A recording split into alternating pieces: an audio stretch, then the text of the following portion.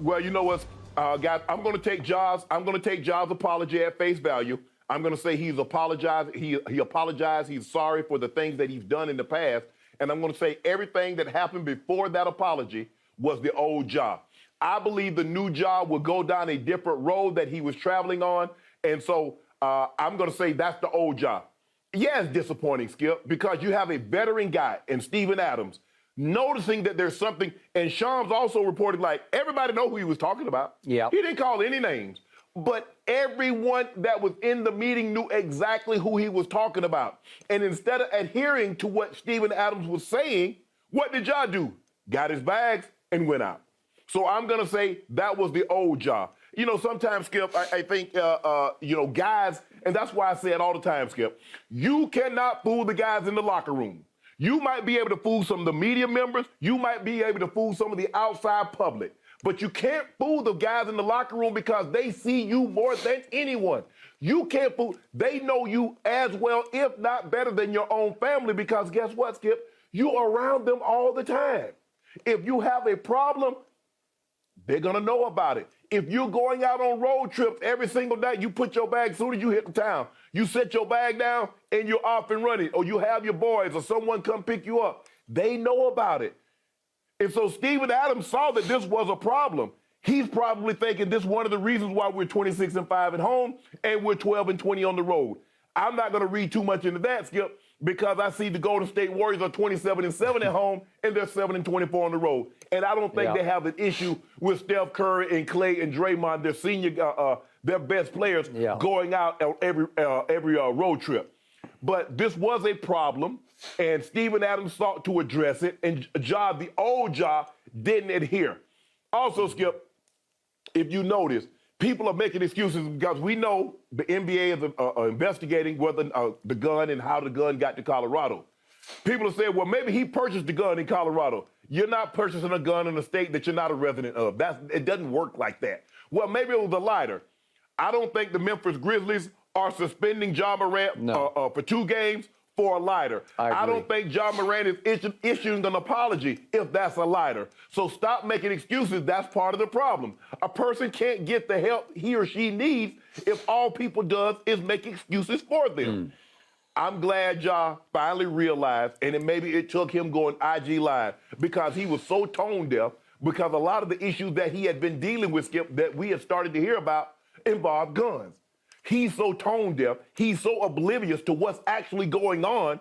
What does he do? He get a gun, and he's twirling around. And I mean, look, Skip, a little old gun like that, when I saw the gun, Skip, the first thing come to my mind was Harlem Nights. You remember the scene with Eddie Murphy? They got the Gatling gun and do like pow, pow. And he told him, put that little you-know-what down.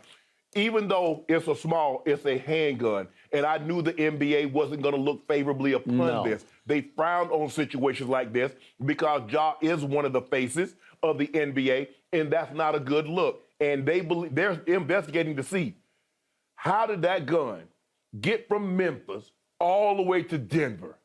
And Ja's going to be in serious trouble if they conclude that gun was in his bag and it left and it originated maybe at the training facility. And so what? They went and that gun was at the arena. I think it's the Pepsi Center. I think that's what he played in Denver, Skip. And then he was at Shotgun Willie's. Skip, you know Denver, that's my old stomping ground. I know. Shotgun Willie's right there in Colorado. Now, here's the thing, Skip, because they were playing like downtown, and so he bypassed the Diamond Cabaret. They got a great steak at the Cabaret. Went to Shotgun Willie's on Colorado Boulevard. There used to be one right behind it called the Mile High Saloon, and right down the street where we used to go, Skip, was a club called Jimmy's. Had a great time. I heard that. I saw it on the travel brochure. I don't know anything about these places, but I saw it on the travel brochure one time. Okay, so Shannon, real quick. So this is in what's called the Glendale neighborhood? That's Glendale. Right? It's Glendale. Okay, so we were in Glendale and Phoenix at the Super Bowl. That's where the stadium is, and there's a Glendale out here in Los Angeles, but there's a Glendale neighborhood there. Colorado. And is it known? I read in the AP report it's known for strip clubs and shoppings, like strip shopping centers, I guess. Cherry Creek is right. It's probably, Skip, is walking distance. Like Colorado Boulevard runs through, and it's right. Yeah, it's absolutely right there. And I think that's Mississippi Parker Road in Mississippi. Parker Road in Colorado Boulevard. It's right there on the corner. You can't miss it. Like I said, I don't know if Mile High Saloon is still there, but you're right. Cherry Creek Shopping Center is right there in Glen. It's right there, Skip. It's right there. Okay, so is this like a dangerous area to you? No, okay. Absolutely not. Absolutely not. Absolutely not. No. Okay. Before I leave you and launch on this, I thought of you last night when I read that Steven Adams had called out the team, but they all knew that it was directed mostly at Ja for their road behavior or misbehavior. Do you remember times in your career as the sort of veteran senior leader of the Broncos and or Ravens when you felt compelled to pull a teammate aside or call a teammate out in front of the group and say, you got to shape up or ship out? Did you have any discussions like that with the younger player? Absolutely, but it was never to the caliber of player that Ja was. One of the guys that I used to have conversations with all the time, and I don't think he'll have a problem with me saying it now, was Clinton Portis. Yeah. Because I saw the talent that he had, but I saw some of the things that he was doing. And so I would always pull him aside. And maybe had I stayed, Mike would have felt comfortable enough to keep Clinton Portis there. But once I retired, Mike ended up trading him to get Champ Bailey in return, and we already know how that worked out. It worked out pretty well for the Broncos. But yes, Skip, you always, because you see some of the things, guys coming in, smelling like, I'm like, bro, go take a shower. Ain't no way you going into the meeting smelling like that. You like you took a shower this morning in a vat of alcohol. Yeah. Come on, bro, what you doing here? Okay. Now, I got two big points to fire back at you with or bounce off you. Okay. You mentioned a road record, 12-20. Again, Golden State is really struggling on the road, but that started from the start. And I continue to tell you, there's something wrong with Golden State this year, and I think it all emanated from the punch that Draymond threw at Jordan Poole. They never got right off that punch, and the great culture that they had was fractured somehow. So I don't read as much into that as I do into the Grizzlies' road record, which is 12-20, as you point out. They're a better team right now than Golden State is. They're on the rise, and Golden State, to me, is slightly on the decline, even though they had the recent winning streak. It was mostly Clay. It was before Steph got back. But I still don't fear them in the West. But Memphis, would you believe their road record is worse? Or let me do it upside down. Would you believe your Lakers have a better road record than the Memphis Grizzlies have?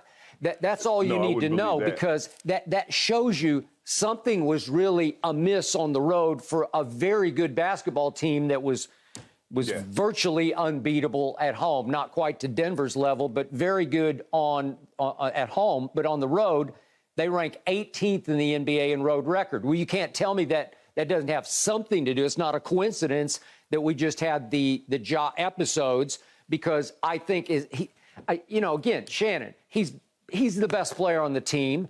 I don't know if they consider him the team leader, but he leads by it's his example that's going to get set on the road for the rest of them. And so they're going to end up kind of going as he goes on the road. And I told you in the second half at Denver, he went 2 of 10. They're up 8 at halftime, and they get blown off the floor. It was 63-39 Denver in the second half. And my question to you yesterday was, well, wait a second. He immediately went out and celebrated that. That's what's wrong with this picture to start with. Now, let me go. Can I backtrack? Go ahead. Can I backtrack you on something? You said that, is he the team leader? Yeah. They might say he's the leader publicly. Yes. But the question is, how many guys would follow? You want your leader, you like, okay, if Tom Brady's the leader, if Shannon Sharpe's the leader, if such and such is the leader, do you feel comfortable with the 12, 13, 14 other guys following said guy? Do you feel comfortable with the 46 other guys on a football team following said guy? That's what you know if the guy's a team leader, because you want people to be able to gravitate, and sometimes the best player, but sometimes the best player isn't the best person or the best person to lead. No. Because he will lead you astray. And sometimes, Skip, some guys can do that. Some guys can do things that the other players can't do. LT wrote in his book, LT could party all night. He could. Come out and turn the lights out the stadium.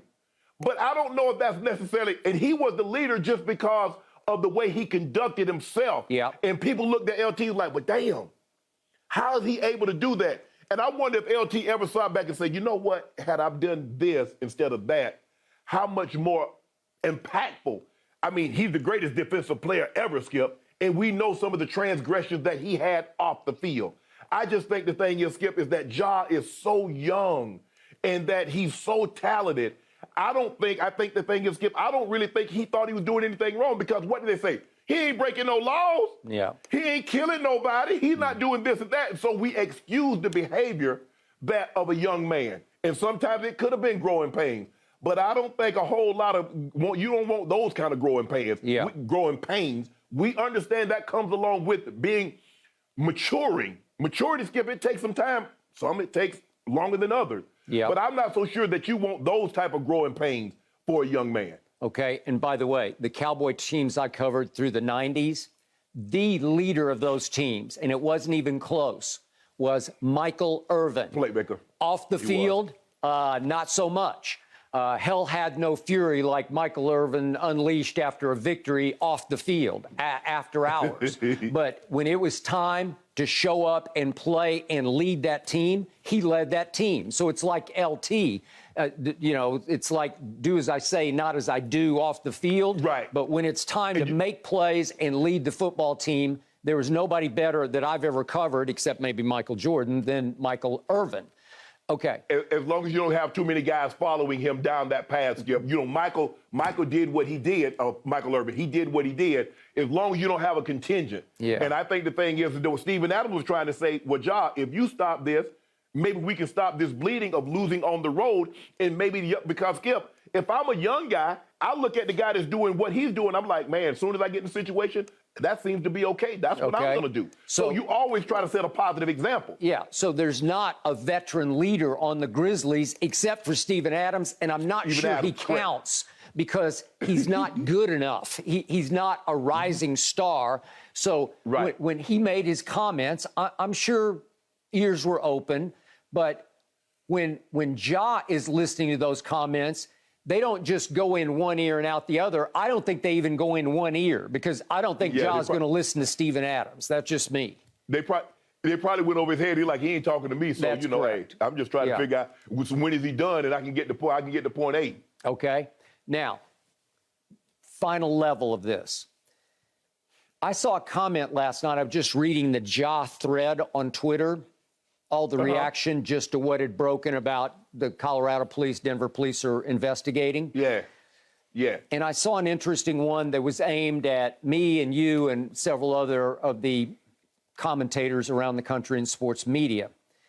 And the tweeter basically said, hey, we all did some dumb you-know-what, the SH word. Yeah. We all did some dumb SH when in our late teens and early 20s. Give him a little bit of a break. And it prompted me in my podcast today, I'm going to go through some of the dumb SH that I risked doing in my late teens and early 20s, and you may be a little surprised by it, but I don't have time to do it here. But I did some risky SH, and it was because I always made good grades, but I wanted to show my homeboys, I wanted to show the guys I played baseball and basketball with that I had a little of that stuff in me too. Like I wasn't afraid to try that or that. I'm not talking about drugs or alcohol, just things that we did that were crazy things. Okay, risky things. If one of those things had gone wrong, I would not be sitting here right now because they were that dangerous. But my point is, even though I was coming up and I was about to go off to Vanderbilt University, I continued to do some dumb SH while I was at Vanderbilt University. And I had a chance to make something of myself. I wasn't risking what Ja is risking, and that's what everybody sits back and shakes their head at, because I was looking at his contract. Okay, so he only makes $12 million as we speak this season. Only 12, but that's for most people, 12 million would be like...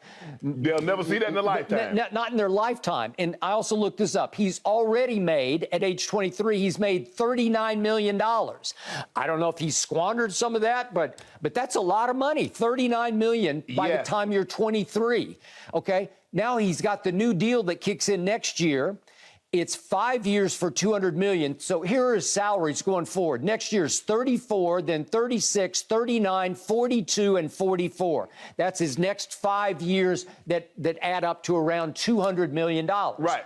Okay, so we all sit back and say, what are you doing? What are you thinking? Yes. Well, he's not thinking. Yes. He's just being a kid right now, and that's fun for him. And he wants to show, I don't know if they're his old homeboys or his new homeboys, I can still hang with you guys. I still do what you guys do. I'm not better than you. I'm not above you. I can run the streets with you guys. Right. Okay? I agree with you, Skip. I mean, the stuff that I did, I drove really fast. I mean, but the extent of things that I did, I probably knocked over a couple of, I'm sorry, I apologize now, some 40 years later, but we probably knocked over a few mailboxes. Things where we would drive along and we would knock people's mailbox over. So that's the extent of it. But I didn't do anything with gunplay. I didn't flash no guns. I didn't do anything like that. But here's the thing, Skip. None of us had $230 million. We just didn't. We didn't. So the question that I have for people that's out there, and I'm going to put it in terms that I hope you can understand. Would you rather spend the next 20 years pretending or wanting to live a lifestyle where you have guns and you flash guns and you pulling guns or you pointing beams at people? Or would you rather have $230+ million? Or would you rather have the potential of having a $500 million contract? Now, which would you rather live the next 20 years of your life as? A thug worried about, damn, can't sit with my back to the door. I got to worry about somebody running down on me. Or $500 million and have security and sleep good at night. Which would you choose? Because you mentioned it, Skip. You said as a teenager or as a young, in your late teens, early 20s. You did not have $200 million. You had not made $39 million. No. So, Shannon, it dawned on me last night when I looked up the money.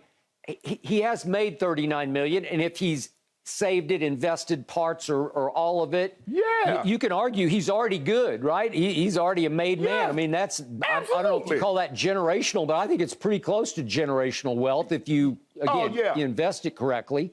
So is a part of him thinking, I'm good? I don't know. I don't think that, but I do think the association brings on assimilation.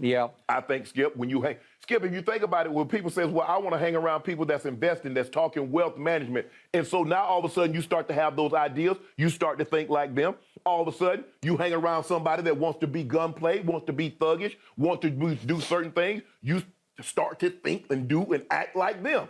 That's why you need to have right-minded people, people that have the same ideology, that want to accomplish the same thing. Positive people in your life, not negativity, not people that wants to do dumb things and bring you down. So hopefully, like I said, hopefully John's like, man, he had an opportunity to sit back and see, like, damn, yeah, this was the wrong, I was going about this thing totally wrong. Learn from his mistakes and become a better man. Because like you said, Skip, he's 23, he'll be 24 in August. He still has another, 12, 13 year. He can make, Skip, he can make $500, $600 million just on NBA contract. Forget the $10, $15, $20 million Nike deal and becoming the face of a major brand, another brand. So, and you want to do what? You got out of Sumter, South Carolina, some small town in South Carolina, and your idea is like, okay, yeah, guys, I got out, but let me show you how I still do this thing. That's backwards way of thinking. That's why you did what you did, Ja. Was to get away from that. I think, maybe I'm wrong. Maybe that's what you still want to do. You want to be worth $500, $600 million and still let your homeboys know that you carry that thing with you. To each his own. And final thought, Shannon. Wouldn't you agree? We hear Kevin Durant and Book in Phoenix, and for that matter, Chris Paul, talk about how they love to hoop together. I always get the feeling that Ja really loves to hoop. Like he knows that's what he was born to do. Well, now he's faced with a crossroads where, do you want that taken away from you? Because that's what you're risking. Forget about the money.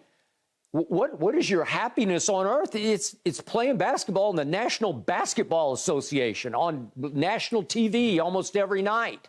Well, do you want that taken away? Because that's what you're risking right now. They will take that away from you and say no more. You're absolutely right. You're playing a dangerous game, Skip, because when you flash money and you do stuff like that, man, you got to be careful because we see it all the time. We've seen rappers lose their life because they flashed something or they displayed something. You put that gun up on, Skip, people will check you. People will really, really see, you really about that? You think you about that, young blood? Bro, you ain't about this lifestyle. Because there are people that really live that lifestyle and they take offense to someone pretending to live that lifestyle. It's just like actors and actresses. If you're not from that, they look differently at a rapper that's just getting to the acting business or someone coming from the outside infiltrating. There's like, that ain't what you do. You didn't go to Juilliard. You didn't train. You didn't go Broadway. You didn't do all this. So they look at them sideways. It's the same thing in that world. There are people that look that, bro, we really do this. And you come out here pretending. Well, he did win Most Improved Player a year ago, which was highly impressive to me. And the fact that he worked so hard to be the most improved should give us all some hope. That he's got a shot here, to your initial point, that maybe this is the turning point. Yeah, I don't have no doubt in my mind that he can turn this thing around. There's no question. Agreed. Certainly he can. The question is, will he? Guys, excellent points all around, as always. You know what struck me? I had the chance to cover Steven Adams pretty in-depth, and he's a quiet guy. He doesn't normally step up and do locker room speeches. So if he did that, that tells me that there is a very wide awareness of a problem going on before the rest of us knew. All right, guys, moving on. Ooh. Thanks for watching, Undisputed fans. Subscribe here to get the very latest from Skip and Shannon. Plus, go watch a few segments from our other shows on FS1.